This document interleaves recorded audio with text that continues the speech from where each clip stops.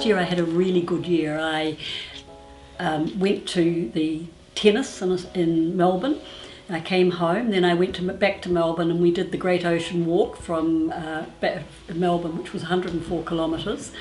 And it was during that period of time I had a change in my bowel habits, and I just thought it was because I'd done so much. Came back, and then we went on a 6-week trip to Europe, which we've done every year. And after each time I flew, I got a pain in my side. I just thought it was sitting in the one place for such a period of time. Because I was feeling unwell, and I started to think there was something wrong with my head myself. So I went to, on Sunday morning, the pain was so bad, I got up at 5 and did the ironing. And I said to my husband, I've just got to go to the private A&E. I went there, and the guy looked at me and he said he felt my stomach, and he said, oh, there's nothing wrong with you, go to your doctor tomorrow. So I decided not to go to my doctor, to go back to the specialist, and I rang him and said, look, I need to see you. And I went, and he never looked up he had a piece of pink paper in front of him, and he never looked up, never looked at me, and he said, you've got irritable bowel syndrome, and I'm going to give you a diet for you to eat. And it was that stage I had a very close friend who's a GP, and he'd asked me to ask a particular question, and I did. And because he'd been a person that had sent a number of patients to the specialist said to me, I think that perhaps you should have a scan. So that afternoon I had the scan, and he said, that was when they called me back and asked me to have an MRI, and it was the MRI that showed the next day. He did thankfully get me into Professor Windsor very quickly, and on the Friday, remembering that this was the week before Christmas. And so on the 16th I went to Professor Windsor, and on the Monday he sent me down to Hamilton to have a special endoscopy diagnosis, and they took a biopsy and came back to me straight away. When I came out of the anaesthetic, they said to me, we're sorry to tell you that you've got exocrine pancreatic cancer. And I'd done all the research before because I'd sort of known what was, so I knew exactly where it was. If I hadn't have had the operation, it was grim. I think it's about, an average of about 3 months, I think, without the operation for, not necessarily here, but with things I've read about overseas. With having the operation and having the chemo, I've got a 30% chance of living 5 years. I was fortunate that I went to Professor Mike Finlay. He was suggested to me by the specialist that I go to him for chemotherapy. And I did, and he's part of the Canopy Care. And you have an orientation period when you go to Canopy Care, and they give you a booklet and they tell you everything that's going to happen, the people that you can contact, and they, on my behalf, contacted the Cancer Society. Then the Cancer Society came, and they had a booklet, they had a folder, they explained absolutely everything. Every question I asked they had an answer for, and they visited me or rang me at least once every 2 to 3 weeks. I found that was amazing. No, it is what it is. I live each day in a compartment. And I've done that for various things that have happened through my life that has made me live that. I also do mindfulness. And I'm a pretty optimistic sort of a person, and I said right along, oh, well, I'll get through this. And the walking helps you to be positive because your endorphins, I think it's the endorphins that are affected by walking. And that just helps with your positivity.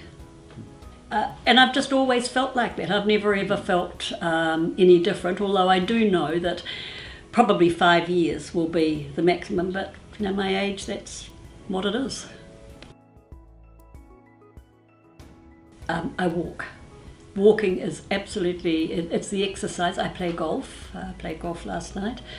I meet I've got a lot of friends, meet for coffee and find out what's going on in the world. I play mahjong.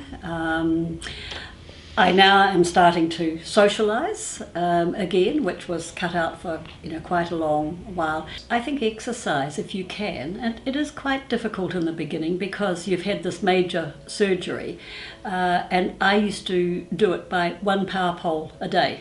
I'd increase it by a power pole each day, the distance between a power pole, until I started walking around the block, and then I started walking further, and then I started walking from my home in the top of Parnell to Brighton Road for coffee, and that was a little bit of a hill, and it was very, very slow and very painful, and I had amazing support from my husband and my children.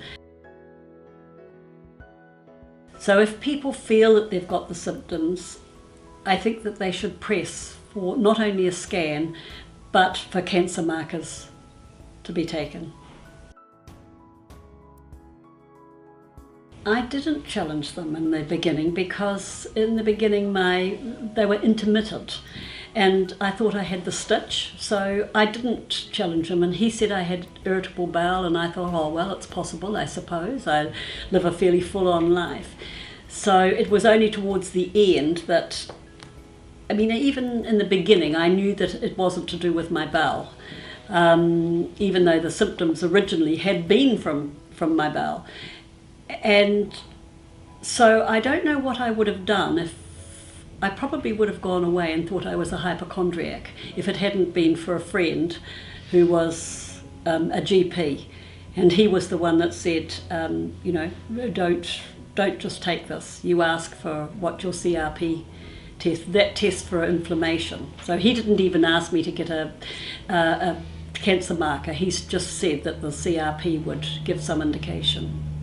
I think that it's very important because it's such a hard cancer to diagnose, that if you feel that you've got something, is to be persistent.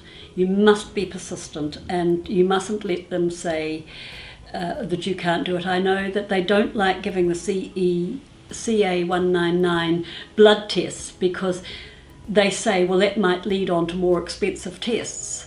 I don't care about that. I care, particularly for younger people, that they challenge these sort of things. A simple blood test is their right. I've got an amazing support group of friends, and they've really helped me through. The love and support that I've received is beyond anything that you could imagine, and that really helps. If you feel special about yourself, if other people make you feel special, well then you feel good about yourself.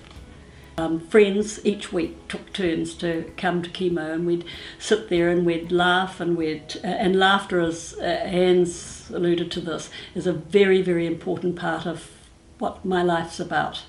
I seek out people that have got good senses of humour. I knew that this was going to be challenging, not only for me but for my family, and I've got a wide circle of friends, and they'd known that I wasn't feeling particularly well. I sent them an email and I explained to them as soon as I got the diagnosis that I'd been diagnosed with pancreatic cancer, and that I would keep them informed about what was happening to me. I said I was going to Hamilton to have a test which would determine whether it was the aggressive cancer or the less aggressive one. And as soon as I had that done, I went back to them, emailed them and said, it is the aggressive one, and these are the steps that are going to be taken. I'm going to be operated on, and then I'm going to have chemotherapy afterwards. And I said, to enable me to get well, I'm asking that I have no visitors, please, until such stage as we say that I would find it very taxing to have to talk to people. And they all respected that. They were wonderful.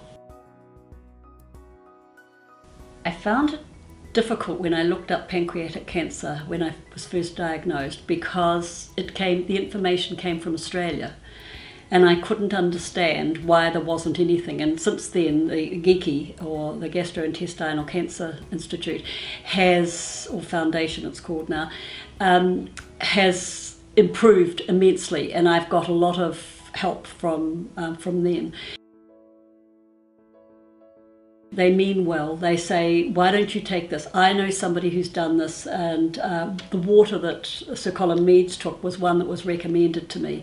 And I just said, well, thanks for your input, but I am very scientifically minded, and I want to take the scientific approach. I trust in my oncologist and I trust in my surgeon, and I just at this stage want to listen to what they tell me to do. So I've always discarded the alternative methods. That may be for other people, but it's just not for me. My doctor and my oncologist, I'm working with them at the moment, and I'm just following what they're saying. People tried to talk me into having massive vitamin C injections, and this was an absolute no-no in terms my oncologist said, because it worked against the chemotherapy. And people don't realise that something that's so good for you can actually work against something that's so toxic, but it does happen. Dr. Google himself, and I actually sought out medical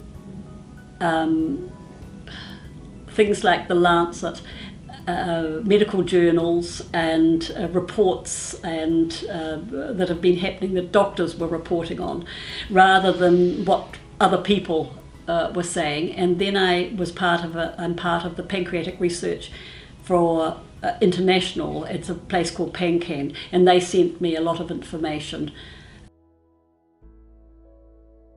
Your illness dictates what you can eat, but as Anne said, protein is a vital part of it, and I have protein every meal that I eat. I haven't changed my life very much at all. I still live life each day as I feel like living it on that day. And I walk, I exercise, I meet with friends. All those things are important to me when I know that my time is limited. I say I'm not sick, I've just got cancer.